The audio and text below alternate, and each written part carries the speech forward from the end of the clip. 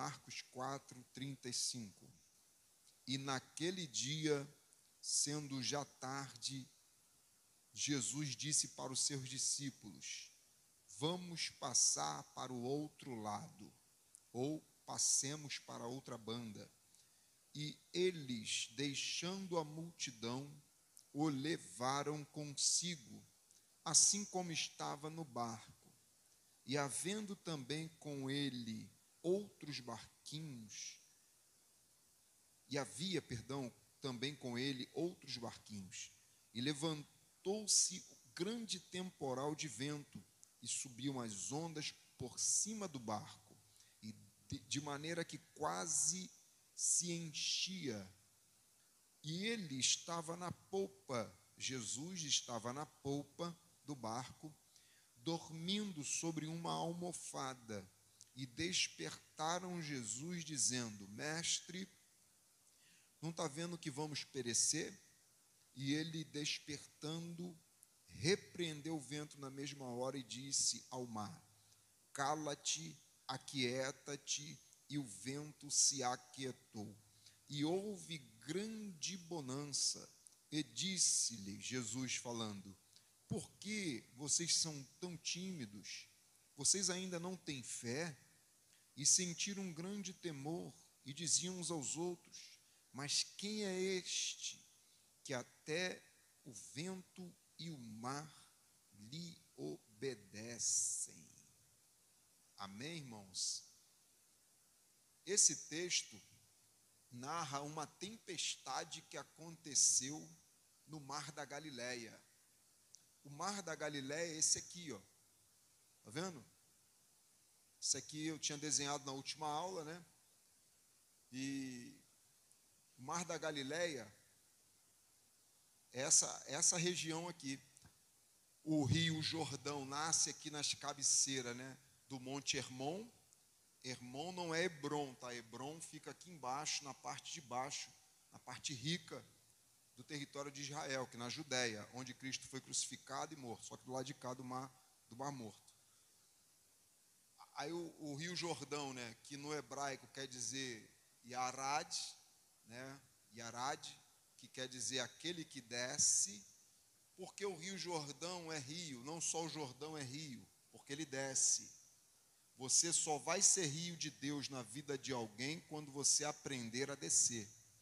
Ih, já começou a dar problema. Começou cedo hoje, pastor Alex. Está entendendo? Enquanto você não aprende a descer, você não se parece com Jesus. Amém? A sua humildade é o que mais te define como um cristão autêntico e um servo do Senhor Jesus. É a sua capacidade de perdoar, de não guardar rancores, de não guardar raiva de ninguém. De maneira que, quer ver como Jesus não guardava raiva de ninguém? Vamos lá? Se Jesus perdoou quem o matou, por que você não perdoa quem te feriu? Jesus perdoou quem o matou. E às vezes a gente não perdoa quem nos feriu. Porque Paulo disse: trago no meu corpo as marcas de Jesus Cristo. Marcas quer dizer o quê? Cicatrizes, não é? Cicatriz quer dizer o seguinte, Paulo falou o seguinte: me feriram, só que só dependia de mim deixar a ferida permanecer aberta ou fechada. Você não pode evitar que te firam, mas você pode evitar que essa ferida continue aberta dentro de você. Eita Jesus, está entendendo? Para a ferida fechar, só depende de você. Quando você se machuca, o que você faz? Não passa um remédio? Então, porque a gente busca o quê? Curar aquela ferida. A gente busca curar aquela ferida passando remédio. Quer dizer, você está interessado que ela seja curada. Você não pode evitar traumas. Você não pode evitar que te ferissem. Você não pode evitar que te fizesse o mal.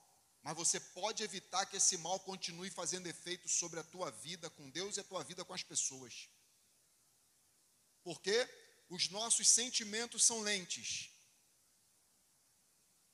Estou vendo ninguém. Nossos sentimentos são lentes, pela quais olhamos a vida e o outro. Você está aí ou eu estou sozinho? Os nossos sentimentos são as lentes que a gente usa aqui, ó. Tô chateado. Tô chateado. Qual o sentimento que eu tô? Chateado. Coloquei as lentes da chateação. Cheguei dentro de casa. Tô olhando para minha esposa, para os meus filhos, para o meu cônjuge, com o olhar da chateação, da ferida. Tô chateado. Eu vou olhar para eles com o olhar original, o olhar certo? Não, eu vou olhar para eles o quê? Vou olhar para eles com o olhar procurando defeito. Eu vou estar olhando, me lidando com eles com pavio curto. Então, já que os nossos sentimentos são a lente pelas quais cuidamos dos nossos relacionamentos, tanto com Deus para com as pessoas, permita que essa ferida seja cicatrizada pelo bálsamo da palavra de Deus. Em nome de Jesus. Você precisa seguir para o nível que Deus está te levando, essa ferida tem que ficar para trás. Está entendendo? Enquanto você não for curado dessa ferida, os seus relacionamentos vão ser prejudicados. Pessoas que não têm nada a ver, porque quem está ferido tende a ferir. Sabia? Sabia que tem pessoas feridas ferindo o outro porque foi ferida? E você só vai estar apto para ser bálsamo de Deus na vida de alguém quando você permitir que o bálsamo dele te cure primeiro das feridas. Porque o bom samaritano curou o homem que estava caído, levou o homem para a estalagem, cuidou dele e falou: o que ele gastar eu volto e pago. Se ele gastar mais alguma coisa, eu pago na volta. O pagamento está na volta, não está? Por isso que a igreja não tem que se preocupar com receber honras e glória agora. Sabe por quê? Porque o pagamento está quando o bom samaritano voltar. Pastor, eu quero entender isso aí. Vai ler Lucas capítulo 10, bom samaritano. Quando Jesus voltar, você vai ser bem pago. Entendeu? Tudo vai ser pago. Quem pagará o prejuízo que você está sofrendo aqui na terra? A eternidade, não é agora. O salário não é agora. O galardão não é agora. A tua recompensa não é agora. É quando Jesus voltar. É quando você estiver com Ele. Amém? Mas o samaritano curou por quê? Estava curado, estava sarado. Passou bálsamo. Passou óleo. Ó. Por quê? Porque estava curado. Só está apto a curar quem já foi curado. Porque quem já foi curado sabe o caminho da cura. Conhece os detalhes da dor, conhece os detalhes da cura e vai saber direcionar aquela pessoa. Eu também já passei por isso. E eu só estou aqui porque eu me libertei disso. Aí você passa a ser bálsamo de Deus na vida de alguém. Seja rio, aprenda a descer. Jesus desceu tanto, curando até quem ele não feriu. Lembra do Malco? Pedro chegou lá e cortou a orelha de Malco, não foi? Cortou a orelha. Jesus foi lá e colocou no lugar. Por quê? Jesus coloca no lugar. Quem cortou a orelha não foi Jesus. Quem cortou a orelha foi Malco, foi Pedro. Se Pedro que cortou a orelha, problema dele. Ele que resolve esse problema. Só que Jesus passou para nós 3 fases de uma pessoa abençoada. Uma pessoa que foi curada por Jesus, ela tem essas 3 características. Ela cura, ela é curada, ela cura quem fere ela, e ela cura até quem ela não feriu. Foi Neemias que derrubou os muros de Jerusalém? Não foi não? Mas quem foi levantado para levantar os muros? Neemias. Então, ser uma bênção na mão de Deus é edificar aquilo que você não destruiu na vida de alguém. Você poderia muito bem lavar as mãos e falar: eu não tenho nada a ver com isso. Aí você se parecia com tudo, se parecia com Pilatos, se parecia com o mundo, mas não se pareceria com Jesus. E se o nosso objetivo é se parecer com Jesus, então vamos pisar onde ele pisou. Vamos fazer aquilo que ele fez. Vamos ser exemplo. Entrar no evangelho é para fazer a diferença. Se fosse para eu não fazer a diferença, adiantaria eu estar aqui? Não. Então é para ser bênção, para ser rio, para fazer a diferença da vida de alguém. Vitória, não é? Então o rio Jordão começa descendo. E aonde ele para? No Mar Morto, ele morre. E aqui, por que aconteceu uma tempestade num lago como esse aqui? Porque aqui é gelado e aqui é quente. A parte norte, aqui, a parte norte é gelada. As montanhas aqui, é a montanha do Hermon. Hebron é onde Abraão foi sepultado. Hermon é onde nascia o Jordão. Aqui, as montanhas geladas. Os ventos gelados se encontravam com os ventos quentes justamente nessa região e causava tempestades repentinas. De repente, não todo dia, mas de repente, acontecia uma tempestade. E quais são as tempestades mais perigosas da nossa vida? São essas que acontecem de repente. De repente a porta se fecha, de repente a mão que segurava na tua larga. Essas são as piores tempestades que batem na nossa porta. Mas se Jesus está dentro do barco, você está preparado até para tempestades repentinas. Até para situações inesperadas. Por quê? Era inesperado para você, mas não era inesperado para ele. E já que ele está no nosso barco, ele cuida para que a tempestade não nos inunde. Sabe qual é a pior água? Não é a que está do lado de fora, é a que entra dentro do barco. Enquanto a água está do lado de fora, o que é água do lado de fora? É problema do lado de fora. Tranquilo. Significa que eu não deixei eles me dominarem. Agora, quando os problemas entram e viram nossos companheiros de travesseiro, aí é que está o problema. Aí teu sono vai embora, teu emocional fica abalado. Aí qual é a lente que você vai usar? A lente do emocional abalado. Aí você vai entrar na igreja, pastor, também não é brincadeira não. Tá entendendo? O primeiro a sofrer é o pastor. Tá entendendo? Por isso, irmãos, que você precisa se blindar, betumar o teu barco espiritual. Como é que a arca era betumada? Betumada por fora, primeiro por dentro. A ordem na Bíblia é por dentro primeiro e por fora depois. Está entendendo? Porque aquilo que estava do lado de fora era reflexo daquilo que estava do lado de dentro. Tem pessoas betumando a vida deles só por fora. Por fora está bonito, por fora está na unção, por fora é uma bênção.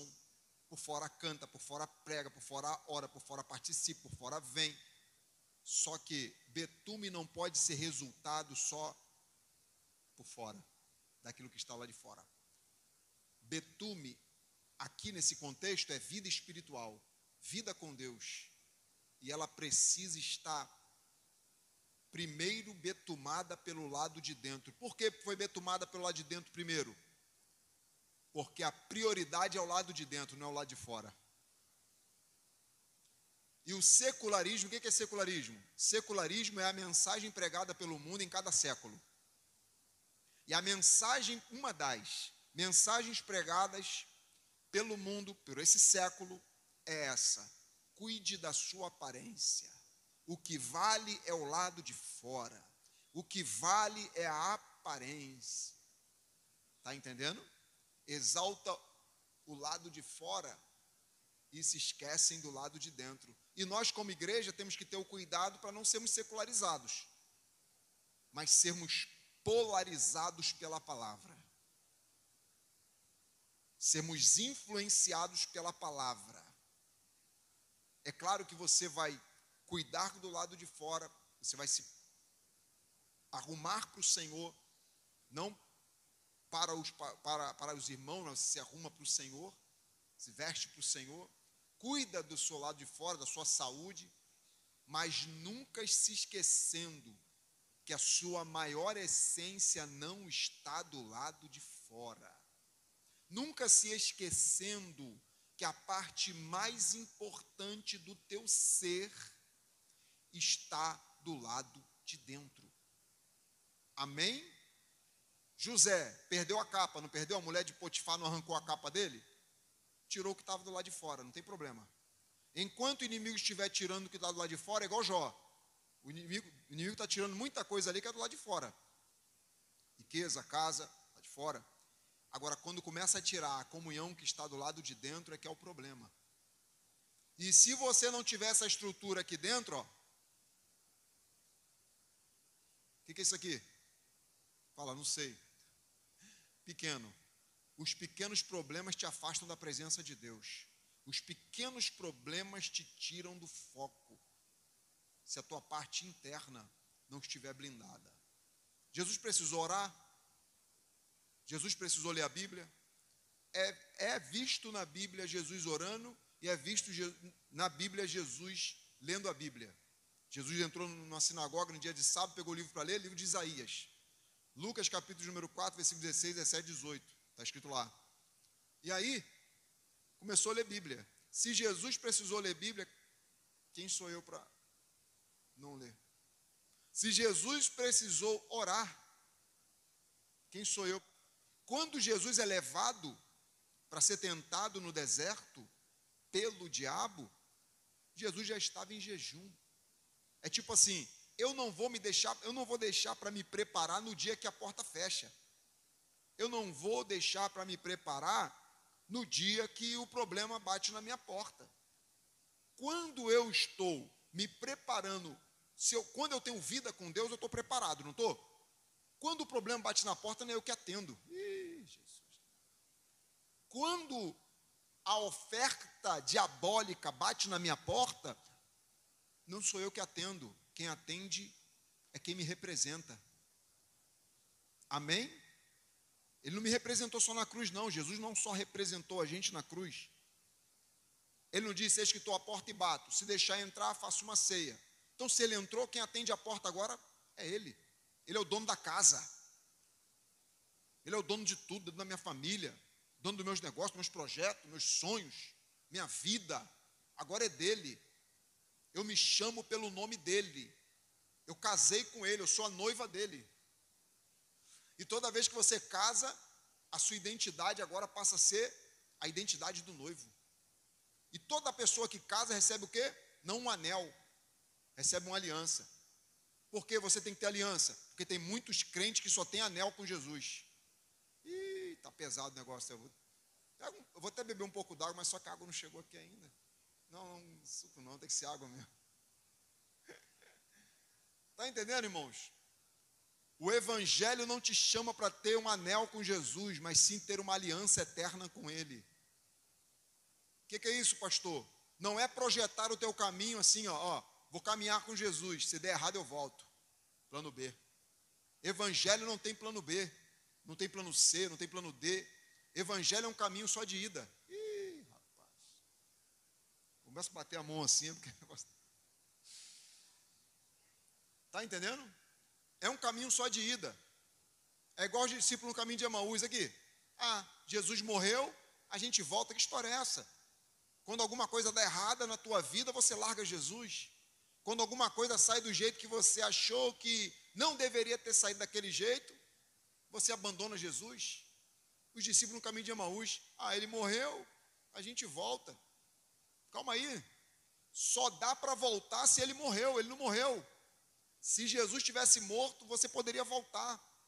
Se Jesus tivesse morto, você poderia ter um plano B. Mas ele está vivo e reina para sempre, irmãos. Coisa linda. Testificada, a ressurreição de Jesus foi testificada por 500 pessoas. Mas o ateu não acredita. Já não é mais que a gente.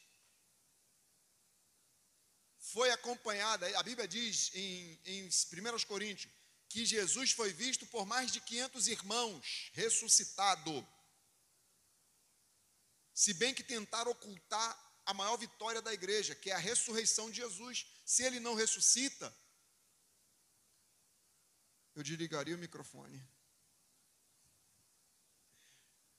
Ia pegar o meu banquinho, ia sair de mansinho. Ia falar, esse negócio de evangelho não é pra gente não dá não. Que isso, irmãos? São muitas evidências. Na Bíblia, nós não trabalhamos com suposições. Enquanto Darwin escreveu um livro chamado A Origem das Espécies. E ele diz, por mais de 100 vezes, a palavra suponhamos.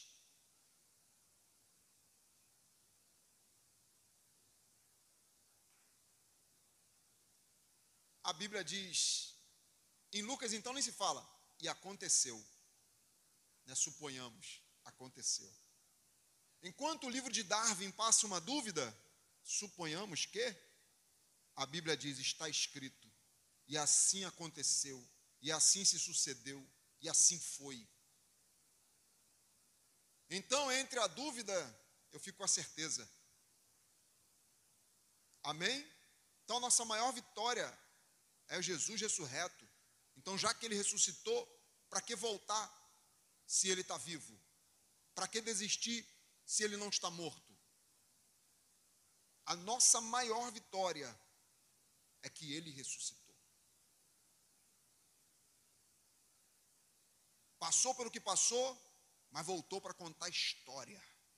Passou pelo que passou, mas voltou, irmãos, com a bandeira da vitória na mão. Vitória é tão grande, a vitória é tão grande, que Moisés e Elias aparecem no Monte da Transfiguração. Porque quem está em Deus, quem está em Cristo não morre. Porque você está andando de mãos dadas com quem venceu o maior inimigo do homem, que é a morte. De maneira que Paulo zombou da morte no capítulo 15 de 1 Coríntios. Ele diz, ô morte, onde é que está o teu aguilhão?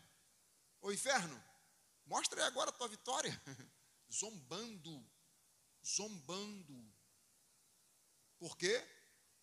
Porque ele sabe em que mãos ele está segurando. Vitória? Então não tem plano B. Aí eu falando sobre dores, olha que coisa linda em Emaús. Os discípulos perguntam para Jesus, és tu peregrino, só peregrino em Israel? E não está sabendo dos acontecimentos dos últimos dias que se sucederam? E nós esperávamos que o Filho do Homem não fosse morrer, mas ressuscitasse. Aí Jesus falou assim, qual? Ué, essa pergunta de Jesus, é como se ele não soubesse do que tinha acontecido com ele. Porque ele fala assim, quais? Como ele não sabe se ele foi o protagonista de tudo que aconteceu? Ele que foi crucificado, ele que foi humilhado, ele que foi esbofeteado, ele que foi acusado injustamente. Tudo aconteceu com ele. Mas por que ele diz quais? Por causa da capacidade de curar aqueles que tinham ferido a ele. Por que ele diz quais? Não é um quais de eu esqueci, é um quais de eu perdoei. Você está aí? Ou eu estou sozinho? Aí beleza, Jesus entra no barco e vai dormir. Vem cá. Só dorme quem está cansado. Concorda comigo? O Caio está aí? O Caio? Está ali. O William também? Está aqui. Marcel está aí, Marcel? Está aí, Marcel? Só dorme quem está cansado, irmãos. É verdade ou não é? Hã? Não é verdade? Se eu estou cansado, eu vou dormir. Jesus está cansado ou não está dentro do barco? Está indo dormir. Está certo. Está errado não, irmãos. Você está aí, Bela? Estou te vendo, hein? Jesus vai dormir no barco. Espera aí. Explica isso aí, pastor. Está cansado, está dormindo, mas está dentro do barco. Está entendendo, irmãos? Está cansado, mas está dentro do barco. E que lição isso aqui passa para a gente? Continue dentro do barco quando você estiver cansado também. Continue dentro do barco quando as coisas não estiverem indo conforme você planejou que deveriam acontecer. Continue dentro do barco. Por quê?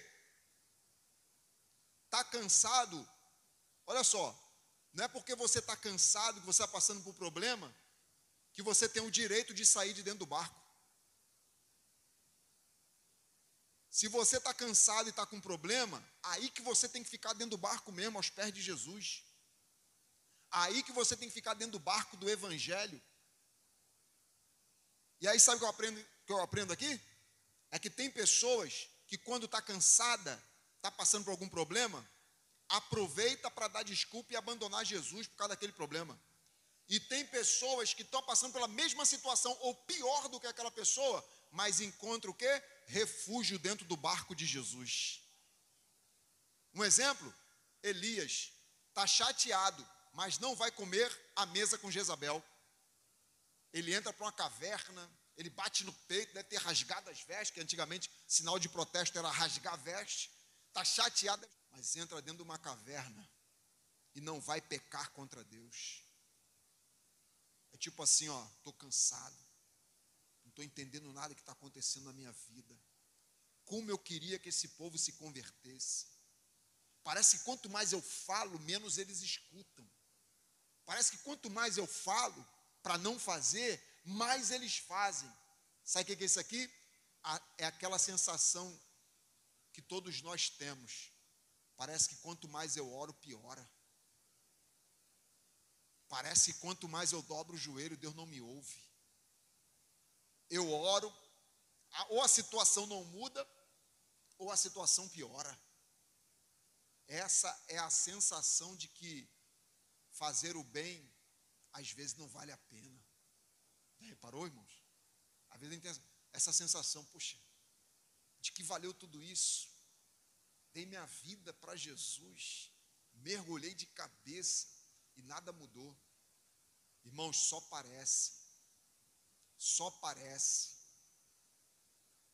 Porque se a recompensa não estiver no começo, nem no meio, a do final vai suprir todas as seus prejuízos que você teve por seguir Jesus. Você está aí? Que bom. A eternidade vai te pagar tudinho. Por isso que Jó disse, isso aqui, ó, não é para qualquer um não, tá? Isso aqui é para quem está andando de mãos dadas com Jesus. Jó disse assim, ó, discurso no dia da luta. Discurso bom no dia da luta. Você tem? Porque no dia da luta a gente fala assim, ó, vamos ouvir a irmã Diana. A irmã Diana, eu não, quero não. Não é não? Vamos ouvir a irmã Leila. Não, não quero não. No dia da luta, a gente geralmente, estou só citando aqui as pessoas só como exemplo, tá? No dia da luta, geralmente a gente não quer falar nada. É verdade ou não é? Estou alegre, ó, estou alegre. Mas por dentro só Deus sabe como é que está. Só que Jó, vamos ouvir Jó. Aí vem Jó, pega o microfone. Eu sei que o meu Redentor vive e que por fim se levantará. Olha só, ele não diz que vai se levantar no começo nem no meio. Ele diz que vai se levantar.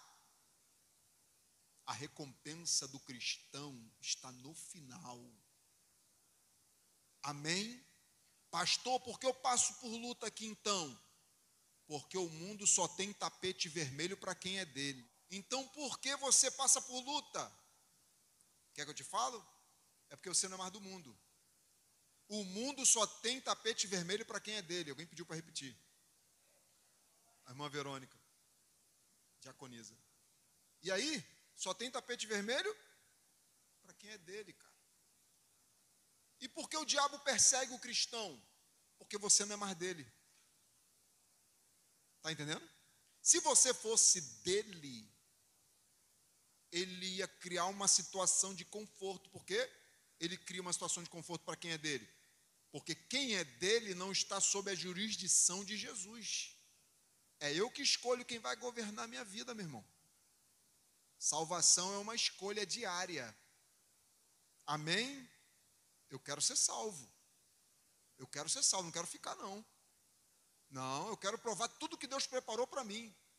E por querer participar de tudo aquilo que Deus preparou para mim, eu digo não para as obras da carne. Eu digo não para o inferno. Porque eu sei que tudo que o inimigo promete é passageiro, mas o que Deus tem para dar é eterno, dura para sempre.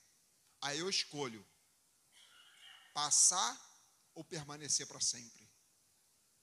Então, a minha vida está na mão de Jesus. A jurisdição dele é que domina.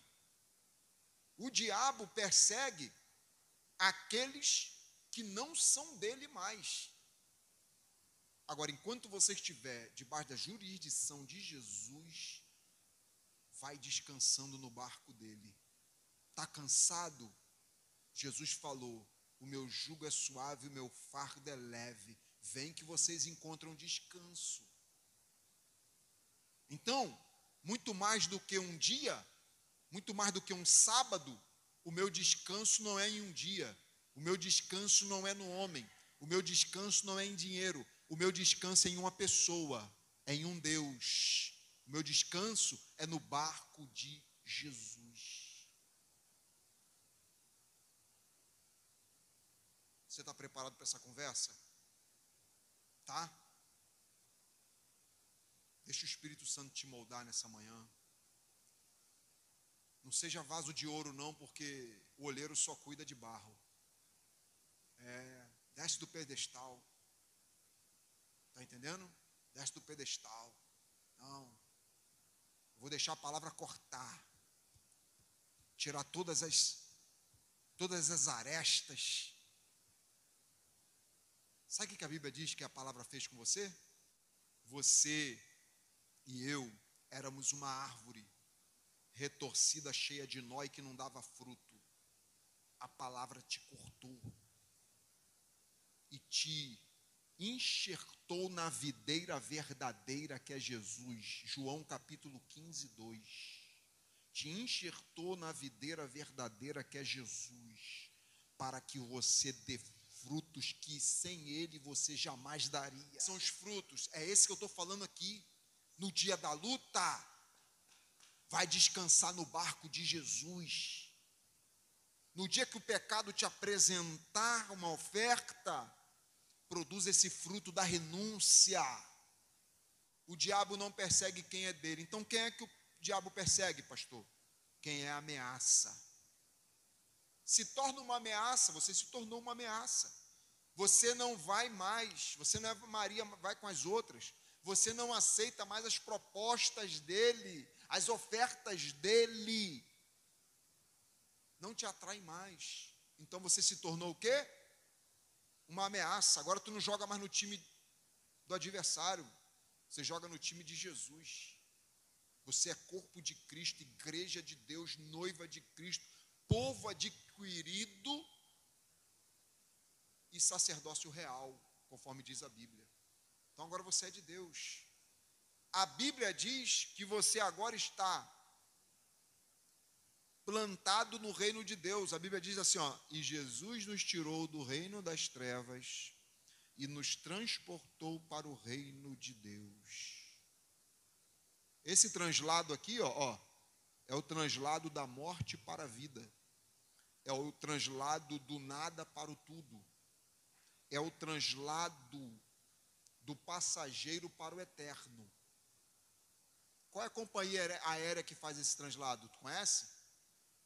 A Gol não faz, só Jesus. Amém, irmãos? Então reconheça primeiramente o seguinte: em que posição você está no reino de Deus? Por isso que Neemias falou assim, ó, descer?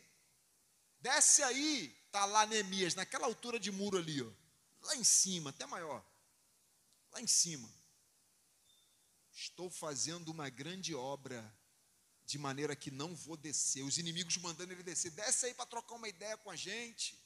A tua mão vai largar essa obra, porque a expectativa do maligno é que você não dure um dia na presença de Deus.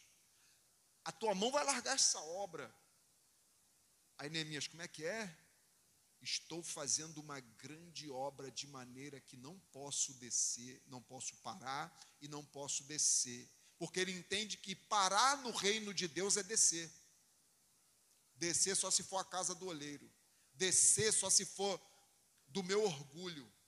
Descer só se for da minha arrogância. Descer só se for dos meus pecados. Aí eu desço. Agora da presença de Deus eu fico. Eu estou num nível elevado.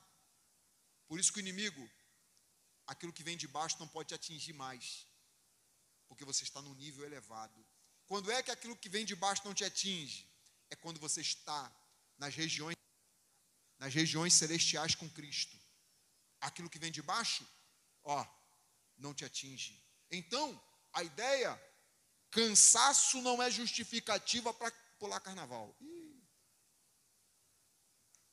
Cansaço, problema, não é justificativa para visitar sites indesejosos. Não é justificativa para você botar a culpa no pastor, botar a culpa no irmão e falar, agora eu não quero nada. Vai descansar no barco de Jesus. O que é descansar no barco de Jesus? Posso te dar um exemplo simples aqui? Quer ser raiz? Crente raiz? Tenta, isso aí, mano, irmã Verônica. Tem o crente Nutella e tem o crente raiz. Quer ser crente raiz?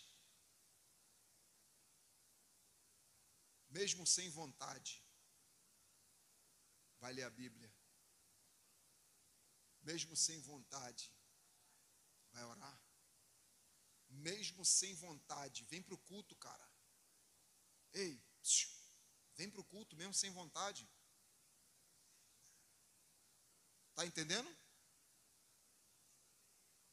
negócio está feio, não está? Eu vou sair. Não. É agora que o diabo vai ver quem é você. Vai dar esse gostinho para o diabo? Sabe o que ficou, Diana? Tu está aí? Estou te vendo aqui. Sabe o que ficou provado quando Paulo e Silas cantou na prisão, pastor Alex? Que crente também canta dentro da prisão. Crente também adora a Deus quando está na prova. Crente também passeia na fornalha.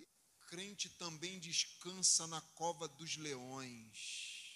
Eita! Então essa é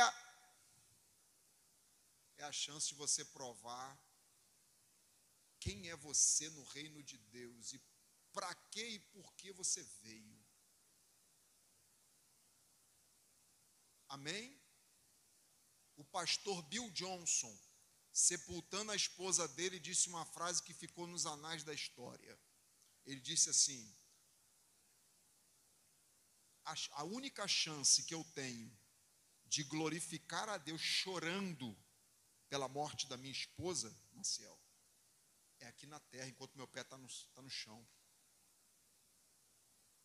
Porque ele falou assim, pastor Andréia, ele falou assim, para onde eu estou indo, para a eternidade, para o céu, morar com Jesus, não tem lágrima, só tem alegria.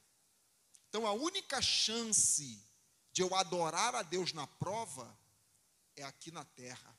E eu não vou deixar essa chance passar. Eu vou glorificar a Deus na prisão, na cova dos leões, na fornalha de fogo, nos furacões, nas tempestades da vida.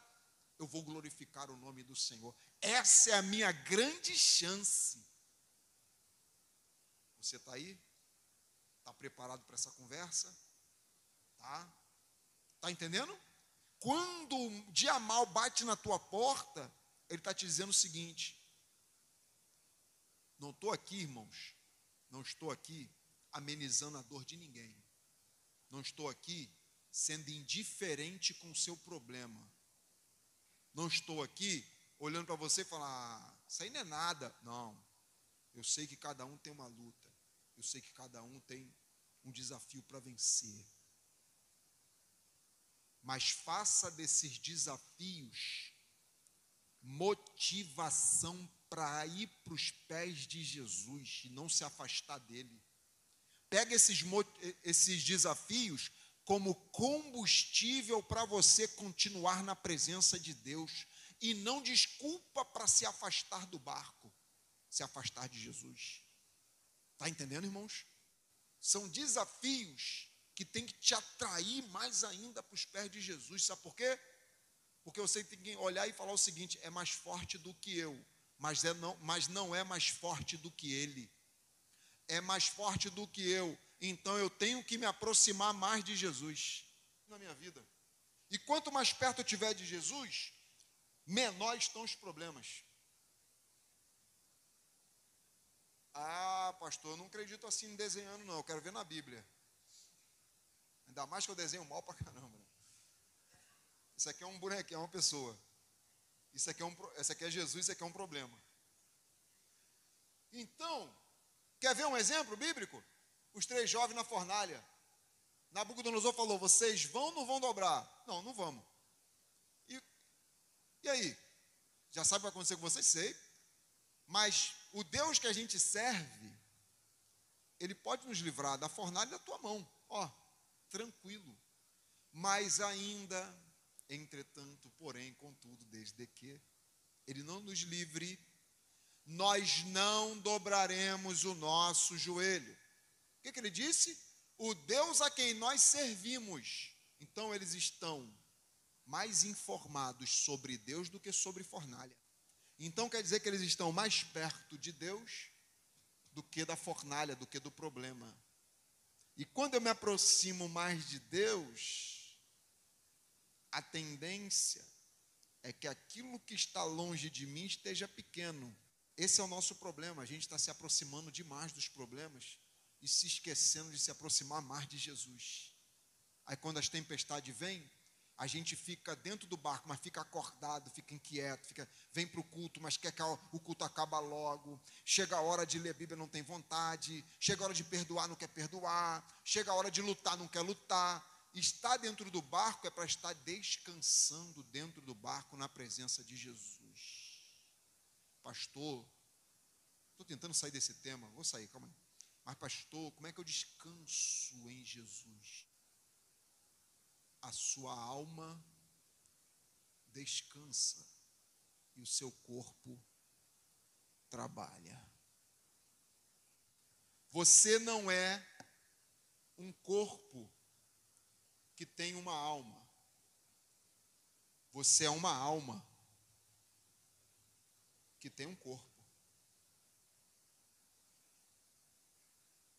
Tem alguma diferença aqui? Claro, toda. Porque se você fosse um corpo que tinha uma alma, eu diria o seguinte, cuida mais do teu corpo, busca mais as coisas materiais. Só que você é uma alma que tem um corpo, ou um espírito que tem um corpo, ou uma parte imaterial que tem um corpo. Eu sei do seguinte, depois que o corpo vai, alguma coisa sobra. A Bíblia diz que o que é de Deus volta para Deus. Então alguma coisa sobra.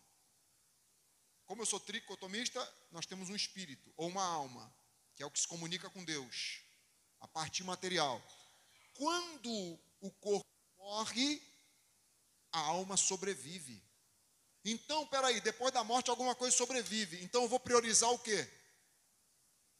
O que sobrevive. Está entendendo? Ao que fica. Eu tenho que priorizar o que fica. Então, como é que é descansar em Deus? Como é que se descansa em Deus? A minha alma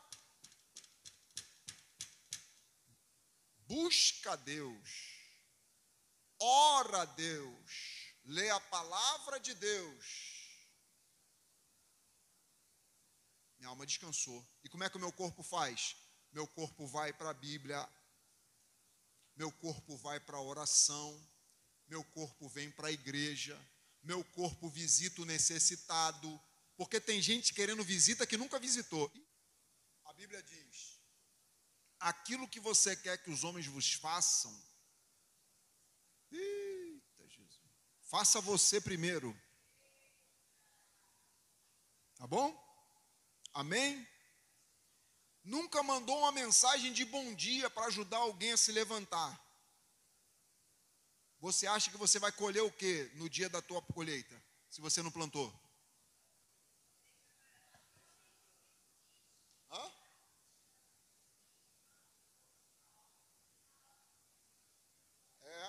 Essa ordem está em 1 Tessalonicenses, capítulo de número 5, versículo 23. Que sejam santificados tudo, seu espírito, sua alma e seu corpo. Então a parte mais importante, isso é descansar em Deus. Está entendendo? Sabe por quê? Olha só, isso é treinamento. Irmão, nós estamos aqui numa escola, tá? Estamos ou não estamos? É treinamento. Tenta, não conseguiu? Tenta de novo. Sabe por quê? A gente veio da onde? A gente veio lá de fora, irmãos. Dificilmente alguém aqui E por mais que você tenha... Ninguém nasceu em berço evangélico. Vou explicar para os irmãos que ninguém nasceu em berço evangélico. Isso é errado, tá, irmãos? Falar que alguém nasceu em berço evangélico. Porque todos precisamos se arrepender dos nossos pecados. Todos nós precisamos se converter. Por mais que o pai e a mãe peguem na mão do Willi e do Caio e leve para a igreja, tu acha que eu vou poder decidir por eles? Chega uma hora, é eles que vão ter que tomar a decisão deles, se vão seguir o Deus dos pais deles ou não. Nunca forcei barra, só mostrei o valor e a importância. Está entendendo? Sabe quem é? Aqui, ó, para os jovens, todos os jovens estão aqui. Sabe quem são seus melhores amigos? Seu pai e sua mãe. Sabe por quê? Eu vou usar aqui uma analogia simples, uma lógica simples. Pronto, uma lógica simples. Você sabia que eu quero ver o William melhor do que eu? O Caio e o William melhor do que eu? A Leila também.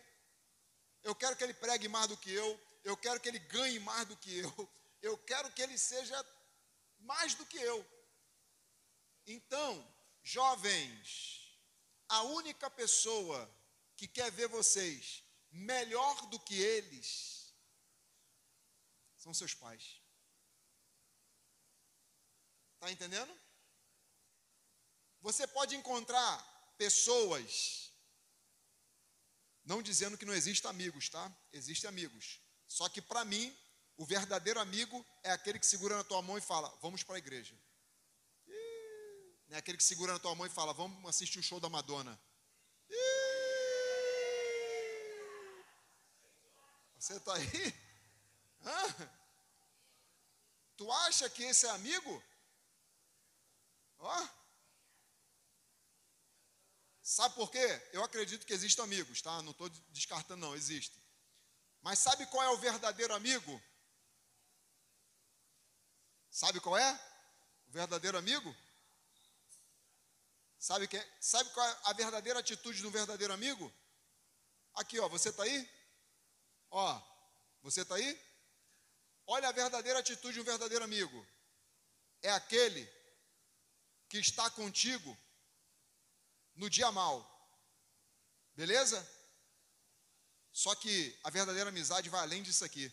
O que é além disso aqui? É a pessoa que está contigo quando você está melhor do que ele. É a pessoa que se alegra quando você... Porque tem gente que aceita ser teu amigo enquanto você está no mesmo nível que ele. Quando você sobe, ele vira teu inimigo e quer te derrubar. Não aceita a ideia de te ver melhor do que ele. Isso aqui é pregação para vigília, hein? Está entendendo? Esse é o verdadeiro amigo. Aqui, ó, tem uma tempestade, mas Jesus está dormindo. Está cansado, mas está dentro do barco. Quem Jesus levou para essa tempestade? Vamos ver?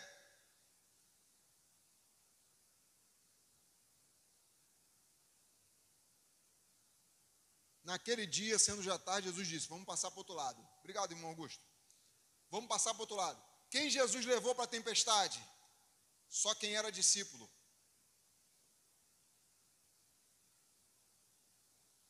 Se você está sendo levado para passar uma tempestade com Jesus, é que ele está dizendo para você assim, ó, você só está passando por isso porque você é meu discípulo. Se você não fosse discípulo de Jesus, você não estaria passando por isso. Isso é bênção ou é maldição? Opa! Amém?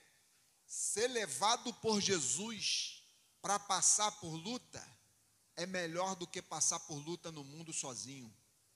No mundo, tu não vai ter luta também? O sol não nasce para todos? Só que passar por luta na presença de Jesus é passar por luta com Ele. Jesus não prova quem é fã dele, Jesus prova quem é discípulo dele. Amém? Se quiser ser discípulo de Jesus, vai ser provado. Só que a intenção dessa provação não é para te reprovar, é para te aprovar, para te dar mais estrutura, Glória a Deus pelas lutas que bateram na minha porta. Glória a Deus pelos desafios que eu vivenciei. Hoje eu só sou o que sou porque Deus não me protegeu numa redoma de vidro e me livrou de todos os problemas. Se servir a Jesus, ser discípulo de Jesus, fosse sinônimo de tudo dando bem, sempre ausência de problemas, eu vou te dizer uma coisa, que não só essa igreja, mas todas as igrejas estariam lotadas. Ok? Só que não são todos. Porque o barco não está cheio? Porque não são todos que estão dispostos a serem discípulos de Jesus. Amém? Por quê? Ser discípulo de Jesus é mais difícil do que ser fã da Madonna. Eita Jesus. Se você for fã da Madonna, você acha que ela vai mandar você largar o cigarro? Não, né? Se você for fã da Madonna, você acha que ela vai mandar você renunciar ao mundo? Os prazeres, as ideologias, o culturalismo, o mundanismo, o secularismo e outros ismos? Não. Por isso que ser fã de Jesus não resolve o nosso problema com Deus. Precisamos ser discípulos de Jesus. E o que é ser discípulo de Jesus? Discípulo já diz o seguinte: tem que se parecer com o mestre. Ser discípulo de Jesus é se parecer com ele. E se você quiser fazer as coisas do jeito que você fazia, você vai se parecer com tudo, menos com Jesus. Se você perguntar hoje, no Maracanã lotado, quem quer morar no céu, 90% ou quase 100% vai levantar as mãos. Quem quer morar no céu com Jesus? Agora, quem quer andar com Jesus na terra, de mãos dadas com ele na terra? Quem quer ser discípulo de Jesus? Quem quer renunciar à carne? Quem quer renunciar ao prazer? Quem quer abrir mão de uma oferta, de uma proposta que o mundo tem para te dar e segurar nas mãos de Jesus e vivenciar o cristianismo ao lado dele? Eu tenho certeza que pouca gente. Sabe por quê? Tinha só um barco na passagem. Tinha outros barcos também. Está escrito aqui, versículo 36. E havia também com ele outros barquinhos. Tinha outros barquinhos. Mas só um barco tinha a presença de Jesus. Amém? Isso quer dizer que existem várias propostas que o inimigo te faz. Mas cuidado, tá? Vários estilos de vida que o inimigo te apresenta como opção, gente.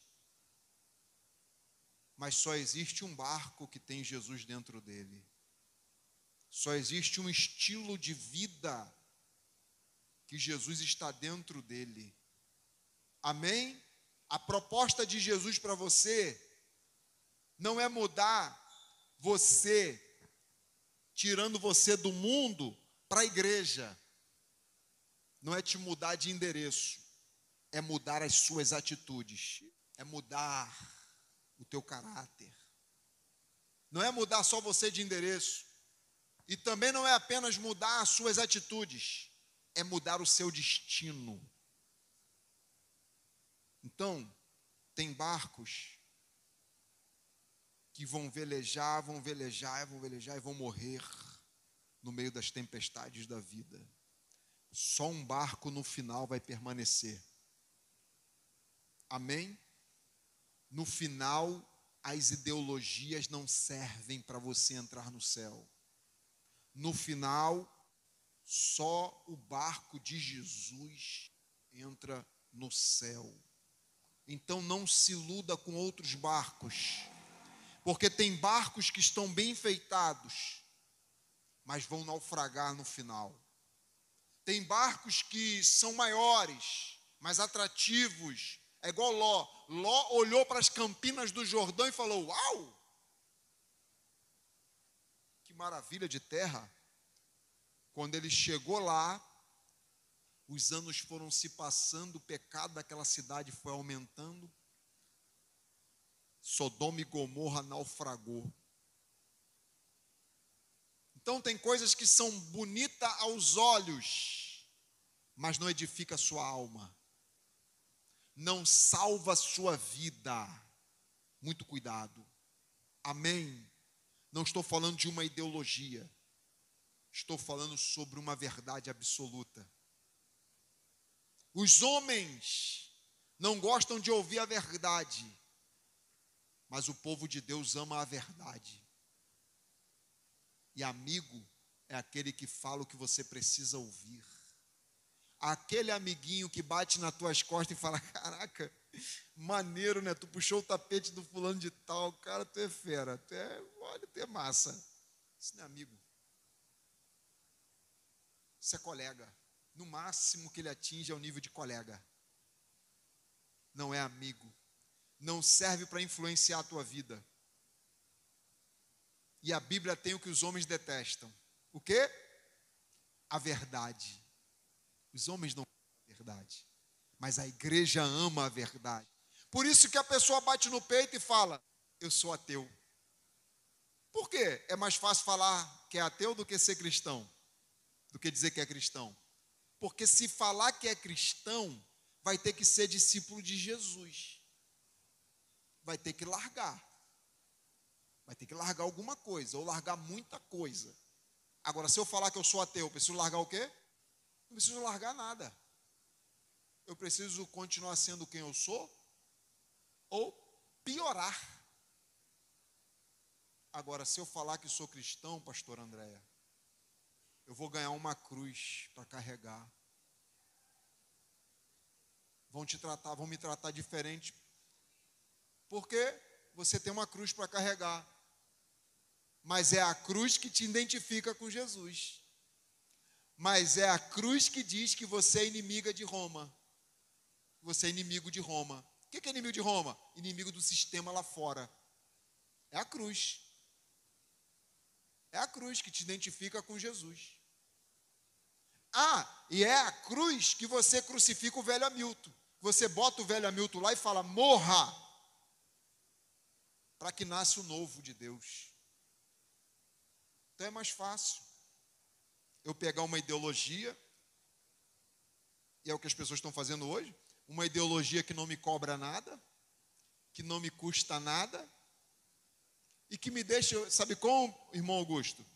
Numa zona de conforto. E zona de conforto não dá crescimento para ninguém. Zona de conforto não te confronta. Zona de conforto me deixa igual ou pior de como eu sou. Zona de conforto é o que as pessoas mais buscam hoje. Só que elas precisam acordar enquanto é tempo. Porque nós precisamos ir para o confronto. É lutar contra o mundo, 3 inimigos. Lutar contra o mundo, contra o inferno e contra o pecado. Os 3 inimigos mortais da humanidade. Esses 3 inimigos não são vencidos com ideologias, porque a ideologia não te ensina a lutar. Te ensina a se entregar, né, pastor? Se entrega. Viva a tua vida. Só o evangelho te ensina a lutar contra o mundo, contra o inferno e contra o pecado. Que Deus te abençoe nessa manhã gloriosa, onde ensinamentos do alto desceram pela misericórdia do Senhor, mais uma vez sobre a nossa vida. Tenho certeza que você vai sair daqui com a sua lamparina com um pouco mais de azeite, para que quando o noivo vier, quando Jesus voltar, você esteja na expectativa e não dormindo. Amém? Vitória? Você esteja alerta na fé, acordado na fé, ligado com e na expectativa da volta de Jesus. Amém? Ideologias não te salvam. Ideologias não servem. Quer ver? A Bíblia não é um livro científico. Não é. Não é um livro científico. Mas entre os ateus e as ideologias, eu fico com a Bíblia. Ó. XY. XX. Cromossomo masculino. Ordem cromossômica feminina. O homem. XY. Ordem cromossômica. Homens. Mulheres. Olha como tem um Y, olha como tem um X aqui no homem e tem um X na mulher. Não tem? Porque a mulher tem uma fração do homem aqui, ó. Uma fração do homem na mulher, ó. Não tem? O homem emprestou uma fração para que a mulher pudesse existir. Da onde vem essa fração? De quando? O que a Bíblia fala sobre isso aqui? Que Deus tirou do homem, da costela, fez a mulher. O homem veio do pó, mas a mulher veio do homem. Então quer dizer que a mulher tem uma fração do homem, combinando com o que a Bíblia diz. A Bíblia não diz que do pó Deus fez Adão, e de Adão não veio Eva? Está aqui, ó. Olha lá. É verdade, olha lá. A mulher não tem Y. Então quer dizer que isso aqui não se origina daqui. O homem não se origina da mulher, mas a mulher se originou do homem, conforme a Bíblia diz. A Bíblia não é um livro científico, mas não foi escrita por homens, foi escrita por Deus. Deus sabe dessa ordem. E essa ordem aqui não confronta com a ciência, com a Duna, combinam. Está entendendo? Então, entre a palavra dos homens, eu fico com a de Deus. Porque até cientificamente ela está correta. Tá ou não está? E de onde vem o Y? Está preparado para essa conversa? O Y do homem vem da onde?